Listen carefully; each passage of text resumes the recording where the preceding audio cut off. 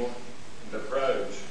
And so I would emphasize that air capture, for example, has been considered a geoengineering method. It is quite different because it goes to the root of the problem. So I do believe we need to have support, public research support for all of these issues, but they have to be put in perspective for what the goals are. And I do believe it is necessary to effectively reach a carbon neutral energy infrastructure.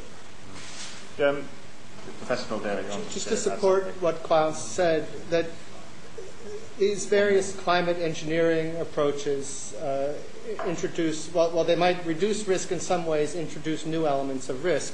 Whereas I don't see the kind of thing that Klaus Lackner is working on, removing CO2 from the atmosphere, as introducing new elements of risk in the same way that climate engineering does. So personally, I don't even consider what Klaus does to be in the realm of climate engineering. I think that it's basically removing carbon dioxide from the atmosphere should be uncontroversial. Whereas I think well-informed, intelligent people can differ on the wisdom of focusing on direct climate manipulation. Brian? Perhaps I can start with Professor Lackner and ask you, Professor, if there is a national geoengineering research program established in the States. No, there has not been. You asked me whether it should be? Yes? I would again treat it with caution. I would view this as the backstop. We need to consider what happens if climate change runs away much faster than we thought. But I think it's very important also in the public discourse to make clear that it by itself does not solve the problem and only allows you to tie over until you really solve the problem in a direct manner, maybe dealing with the carbon dioxide.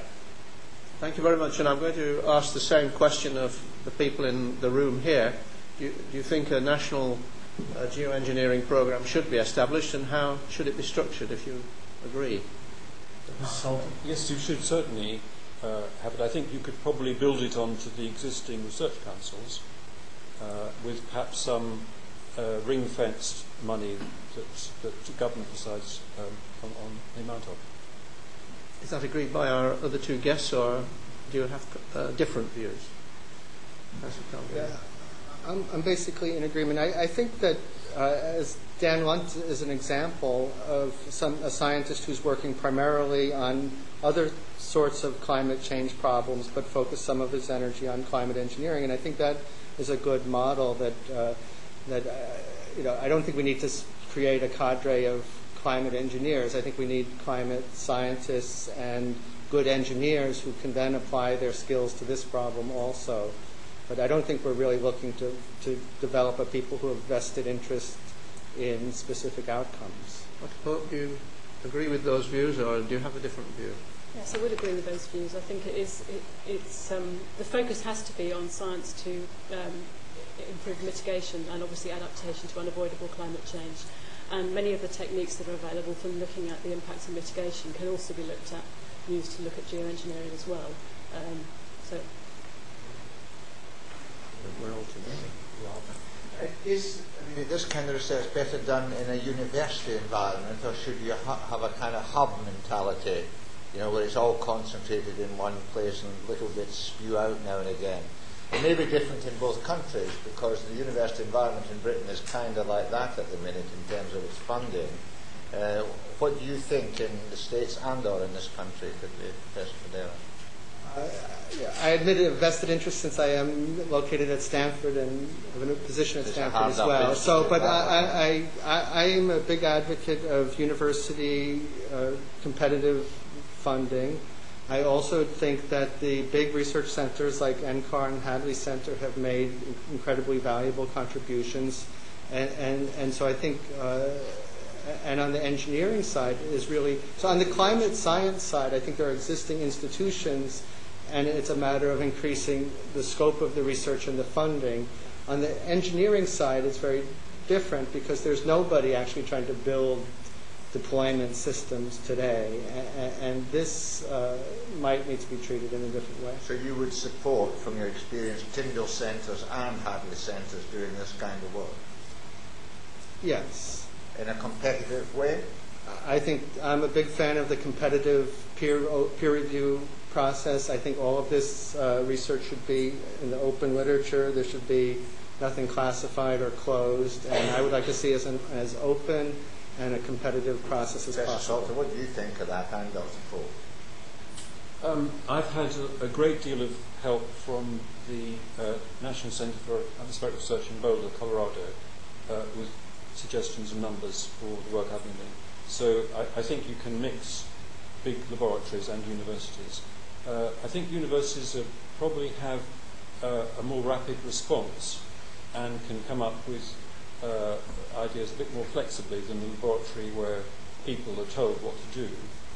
I feel, and maybe I haven't got any evidence here, that places like the Hadley Centre would be more effective if the people, the individuals there, could have a fraction of their time, say 25%, to do exactly what they wanted to do rather than being told what the government department wants.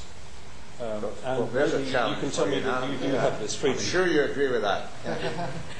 Maybe I should just introduce the Hadley Centre a little bit and my role. I'm the head of climate change advice at the Met Office Hadley Centre. I'm sure you all know that the Met Office provides the weather forecasts every day, but of course it also hosts the institution that provides underpinning climate science to underpin government policy.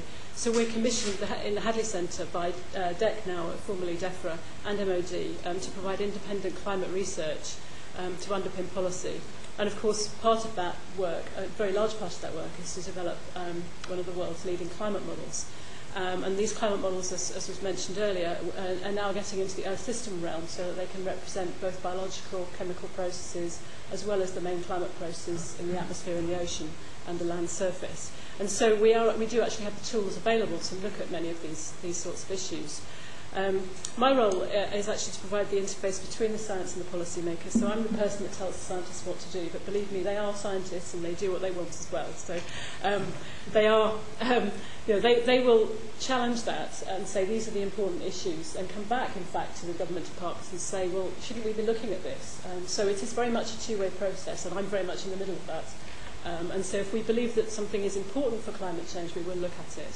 I just really wanted to give a couple of examples of two recent studies that haven't been published yet. One's been accepted for publication, another one has just been submitted, that look at some of the issues involved. And one study showed that if you take short-term interventions, so the sort of direct climate engineering that people were talking about, that act on the short term, they could actually mask climate change. And when those interventions stop, you will actually end up with higher levels of climate change than you had before. And so really you need to look very carefully at those things. Another example is if you make changes to the climate on a regional scale, they could have adverse effects in other regions of the globe. The climate system is very interlinked, so changes in one place affect other places. And it's only really by running climate models that we can assess those impacts.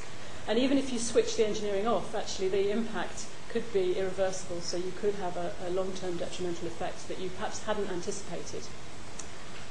But we believe that one of the things that your organisation has been looking at is the consequences of cloud albedo enhancement.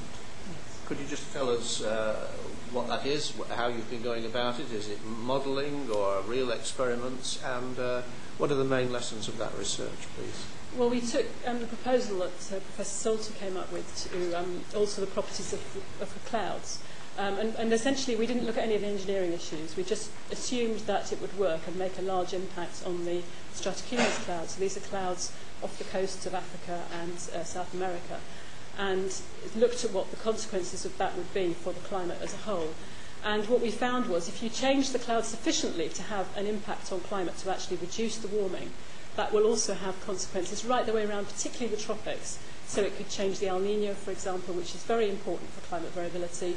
It could enhance the destruction of the rainforest. So we already know that climate change is likely to actually cause dieback of the rainforest, and it could make that worse.